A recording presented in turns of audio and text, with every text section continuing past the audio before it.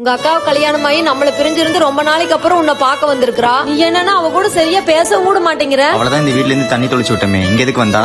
டேய் கொழுப்பா உன்ன விடுங்கம்மா, அவனே சின்ன பையன். யாரு இவன்? உன் தம்பிக்கு நீ சப்போர்ட்டு.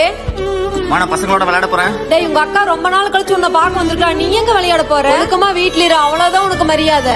போமா. டேய் இவன் இன்னும் மாறவே இல்ல. இவனுக்கெல்லாம் கூட பிறந்தவ பாசம் கொஞ்ச நாச்சு இருக்கா?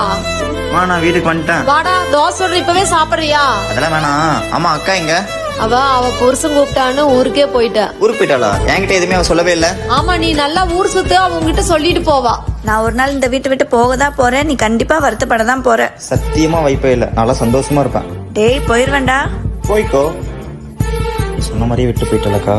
ஓய் மா, இவனுக்கு என் மேல பாசம் எல்லாம் இருக்கு, ஆனா நடிக்கிறான்.